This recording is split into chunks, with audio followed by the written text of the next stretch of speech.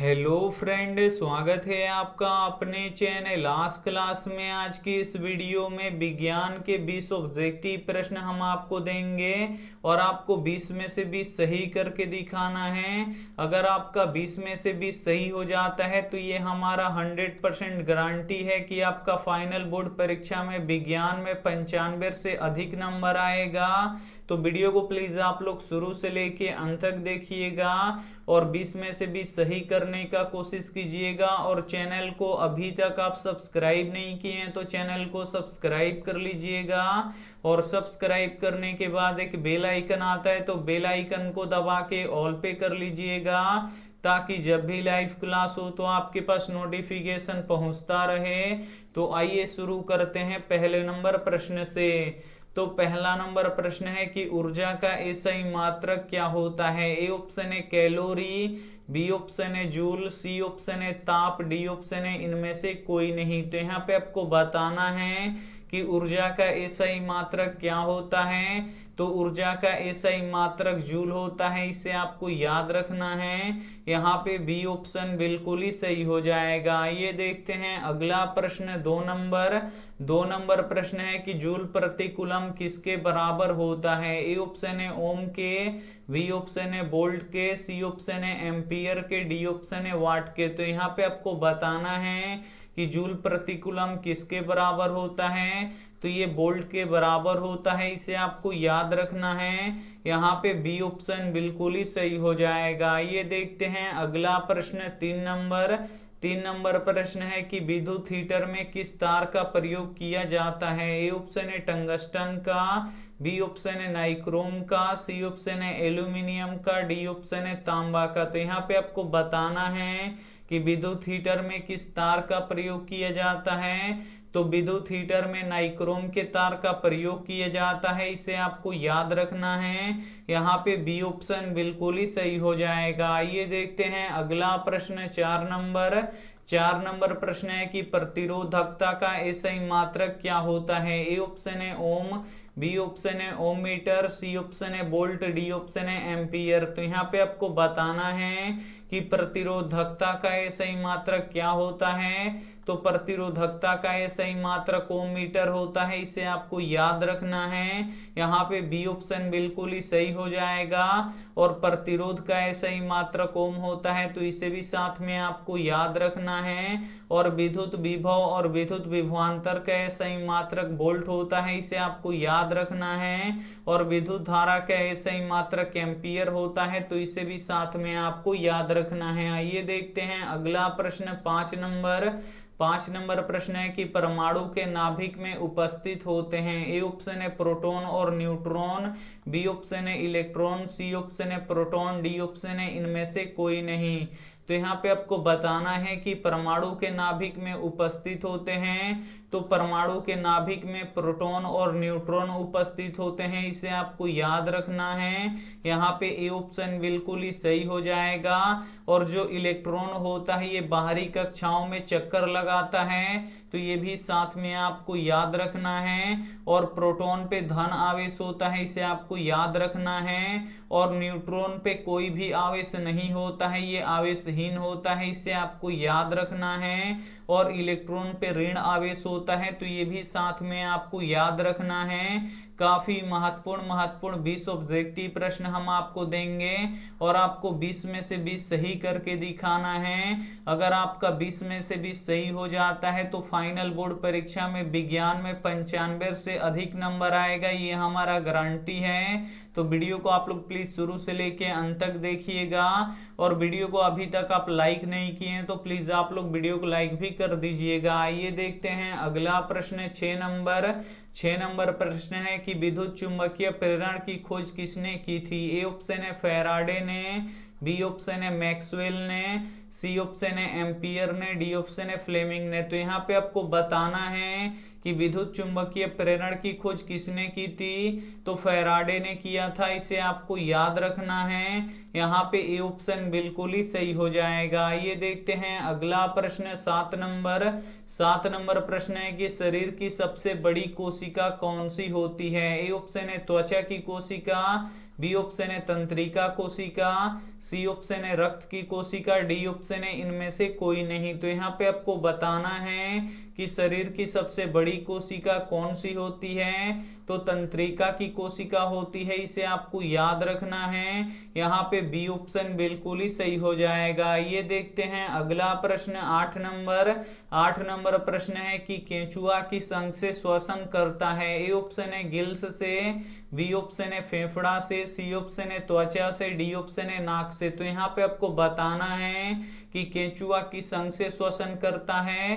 तो जो केंचुआ होता है वो त्वचा से श्वसन करता है, इसे आपको याद रखना है। यहाँ पे सी ऑप्शन बिल्कुल ही सही हो जाएगा। ये देखते हैं अगला प्रश्न 9 नंबर।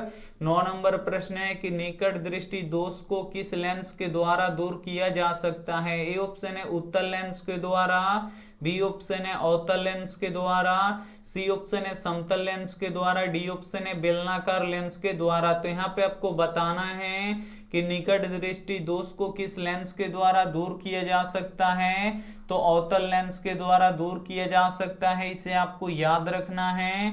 यहाँ पे बी ऑप्शन बिल्कुल ही सही हो जाएगा। और दूरदृष्टि दोष को किस लेंस के द्वारा दूर किया जा सकता है, तो उत्तल लेंस के द्वारा दूर किया जा सकता है। तो ये भी साथ में आपको याद रखना है। आइए देखते हैं अगला प्रश्न 10 नंबर। 10 नंबर प्रश्न है कि इथाइल अल्कोहल किस प्रकार के श्वसन में बनता है। ए ऑप्शन है वायवीय श्वसन में, बी ऑप्शन है अवायवीय श्वसन में, सी ऑप्शन है दोनों में, डी ऑप्शन है इनमें से कोई नहीं। तो यहाँ पे आपको बताना है कि इथाइल अल्कोहल किस प्रकार के श्वसन में बनता है, तो अवायवीय श्वसन में बनता है, इसे आपको याद रखना है। यहाँ पे बी ऑप्शन बिल्कुल ही सही हो जाएगा। ये देखते हैं अगला प्रश्न 11 नंबर। 11 नंबर प्रश्न है कि मनुष्य का वृक्क कौन सा कार्य करता है। ए ऑप्शन है परिवहन का, बी ऑप्शन है श्वसन का, सी ऑप्शन है उत्सर्जन का, डी ऑप्शन है इनमें से कोई नहीं।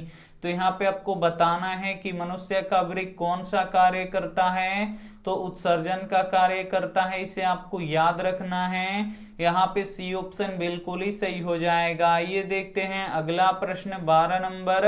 12 नंबर प्रश्न है निम्न में से किसका उपयोग खाना बनाने वाले ईंधन में नहीं होता है। ए ऑप्शन है सीएनजी का, बी ऑप्शन है एलपीजी का, सी ऑप्शन है बायोगैस का, डी ऑप्शन है कोयला का। तो यहाँ पे आपको बताना है कि निम्न में से किसका उपयोग खाना बनाने वाले ईंधन में नहीं होता है, तो सीएनजी का नहीं होता है, इसे आपको याद रखना है। यहाँ पे ए ऑप्शन बिल्कुल ही सही हो जाएगा। सीएनजी का उपयोग कहाँ पे होता है, तो वाहनों में ईंधन के रूप में होता है, इसे आपको याद रखना है। और सीएनजी का पूरा नाम क्या है, तो कंप्रेस्ड नेचुरल गैस है, इसे आपको याद रखना है। और एलपीजी का पूरा नाम क्या है, तो लिक्विफाइड पेट्रोलियम गैस है, तो ये भी साथ में आपको याद रखना है। आइए देखते हैं अगला प्रश्न 13 नंबर। 13 नंबर प्रश्न है कि किसी भी अम्लीय विलयन का पीएच मान कितना होता है। ए ऑप्शन है 7 के बराबर, बी ऑप्शन है 7 से अधिक, सी ऑप्शन है 7 से कम, डी ऑप्शन है कोई नहीं। तो यहाँ पे आपको बताना है कि किसी भी अम्लीय विलयन का पीएच मान होता है, तो किसी भी अम्लीय विलयन का पीएच मान 7 से कम होता है, इसे आपको याद रखना है। यहाँ पे सी ऑप्शन बिल्कुल ही सही हो जाएगा। और किसी भी क्षारीय विलयन का पीएच मान 7 से अधिक होता है, इसे आपको याद रखना है। और उदासीन विलयन का पीएच मान 7 के बराबर होता है, तो ये भी साथ में आपको याद रखना है। आइए देखते हैं अगला प्रश्न 14 नंबर। 14 नंबर प्रश्न है कि मस्तिष्क उत्तरदायी होता है। ए ऑप्शन है सोचने के लिए, बी ऑप्शन है शारीरिक संतुलन के लिए, सी ऑप्शन है हृदय स्पंदन के लिए, डी ऑप्शन है सभी के लिए। तो यहाँ पे आपको बताना है कि मस्तिष्क उत्तरदायी होता है, तो मस्तिष्क सोचने के लिए भी उत्तरदायी होता है, शारीरिक संतुलन के लिए भी उत्तरदायी होता है, और हृदय स्पंदन के लिए भी उत्तरदायी होता है, यानी सभी के लिए उत्तरदायी होता है। यहाँ पे डी ऑप्शन बिल्कुल ही सही हो जाएगा। ये देखते हैं अगला प्रश्न 15 नंबर। 15 नंबर प्रश्न है कि हाइड्रा में प्रजनन किस विधि से होता है। ए ऑप्शन है द्विखंडन के द्वारा, बी ऑप्शन है मुकुलन के द्वारा, सी ऑप्शन है लैंगिक जनन के द्वारा, डी ऑप्शन है इनमें से कोई नहीं। तो यहाँ पे आपको बताना है कि हाइड्रा में प्रजनन किस विधि के द्वारा होता है, तो मुकुलन के द्वारा होता है, इसे आपको याद रखना है। यहाँ पे बी ऑप्शन बिल्कुल ही सही हो जाएगा। और अमीबा में द्विखंडन के द्वारा होता है, तो ये भी साथ में आपको याद रखना है। काफी महत्वपूर्ण 20 ऑब्जेक्टिव प्रश्न हम आपको देंगे और आपको 20 में से 20 सही करके दिखाना है। अगर आपका 20 में से 20 सही हो जाता है तो हमारा गारंटी है कि आपका फाइनल बोर्ड परीक्षा में विज्ञान में 95 से अधिक नंबर आएगा। तो प्लीज आप लोग वीडियो को एकदम शुरू से लेके अंत तक देखिएगा और 20 में से 20 सही करने का कोशिश कीजिएगा। और वीडियो को अभी तक आप लाइक नहीं किए हैं तो प्लीज आप लोग वीडियो को लाइक भी कर दीजिएगा। ये देखते हैं अगला प्रश्न 16 नंबर प्रश्न है, निम्नलिखित में कौन बायोगैस का स्रोत नहीं है। ए ऑप्शन है लकड़ी, बी ऑप्शन है गोबर गैस, सी ऑप्शन है नाभिकीय ऊर्जा, डी ऑप्शन है कोयला। तो यहाँ पे आपको बताना है कि निम्नलिखित में कौन बायोगैस का स्रोत नहीं है। तो जो नाभिकीय ऊर्जा है ये बायोगैस का स्रोत नहीं है, इसे आपको याद रखना है। यहाँ पे सी ऑप्शन बिल्कुल ही सही हो जाएगा। ये देखते हैं अगला प्रश्न 17 नंबर प्रश्न है कि दाढ़ी बनाने में कौन सा दर्पण का प्रयोग होता है। ए ऑप्शन है समतल दर्पण का, बी ऑप्शन है उत्तल दर्पण का, सी ऑप्शन है अवतल दर्पण का, डी ऑप्शन है इनमें से कोई नहीं। तो यहाँ पे आपको बताना है कि दाढ़ी बनाने में कौन सा दर्पण का प्रयोग होता है, तो अवतल दर्पण का प्रयोग होता है, इसे आपको याद रखना है।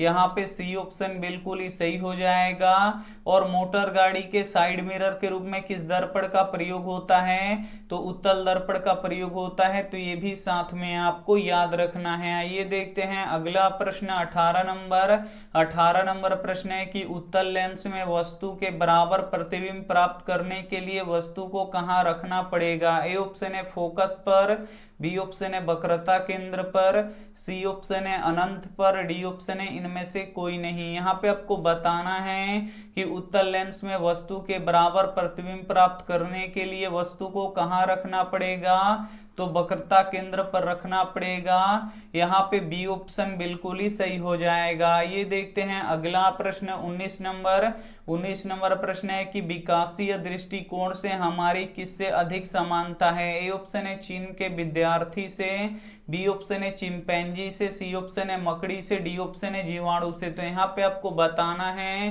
कि विकासीय दृष्टिकोण से हमारी किससे अधिक समानता है, तो चिंपैंजी से अधिक समानता है, इसे आपको याद रखना है। यहाँ पे बी ऑप्शन बिल्कुल ही सही हो जाएगा। ये देखते हैं अंतिम प्रश्न 20 नंबर प्रश्न है कि ओजोन के अणुओं में ऑक्सीजन के कितने परमाणुओं की संख्या होती है। ए ऑप्शन है 1, बी ऑप्शन है 2, सी ऑप्शन है 3, डी ऑप्शन है 4। तो यहाँ पे आपको बताना है कि ओजोन के एक अणु में ऑक्सीजन के कितने परमाणुओं की संख्या होती है, तो 3 होती है। यहाँ पे सी ऑप्शन बिल्कुल ही सही हो जाएगा। यहाँ पे आप लोग 20 प्रश्नों का उत्तर सॉल्व कर चुके हैं, तो अब आप हमें बता दीजिए कि आपका 20 प्रश्नों में से कितना सही हुआ।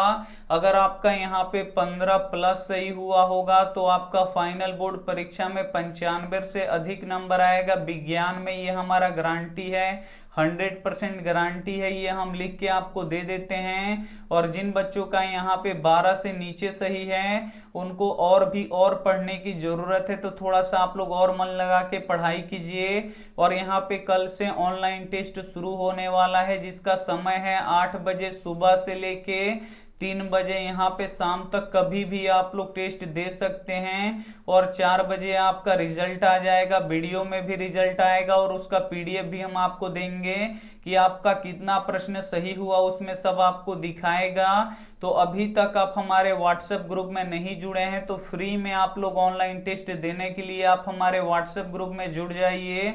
यहाँ पे हम नंबर लिख देते हैं 87 89 30 73 04। इस नंबर पे आपको क्या करना है, एसएमएस कर देना है, बोलना है कि सर हमें ग्रुप में जोड़ दीजिए। हम रात 10 बजे तक आपको ग्रुप में जोड़ देंगे, एक लिंक भेजेंगे, आप बस क्लिक कर दीजिएगा, आप लोग जुड़ जाइएगा। और ये रहा आपके लिए होमवर्क प्रश्न, इसका जवाब आपको कमेंट बॉक्स में देना है। यहाँ पे होमवर्क प्रश्न है कि विद्युत बल्ब का तंतु बना होता है। ए ऑप्शन है लोहा का, बी ऑप्शन है तांबा का, सी ऑप्शन है टंगस्टन का, डी ऑप्शन है एल्यूमिनियम का। तो इसमें से जो भी ऑप्शन आपको सही लगे वो आप हमें कमेंट करके जरूर बताइएगा। और वीडियो को अभी तक आप लाइक नहीं किए हैं तो प्लीज आप लोग वीडियो को लाइक कीजिएगा, अपने दोस्तों के पास इस वीडियो को जरूर शेयर कीजिएगा। और चैनल को अभी तक आप सब्सक्राइब नहीं किए हैं तो चैनल को सब्सक्राइब करके साथ में बेल आइकन को ऑल पे दबा लीजिएगा, ताकि जब भी लाइव क्लास हो तो आपके पास नोटिफिकेशन पहुंचता रहे। Thank you for watching. मिलते हैं अगले वीडियो में, तब तक अपना ध्यान रखिए, मन लगा के पढ़ाई कीजिए। Take care and bye.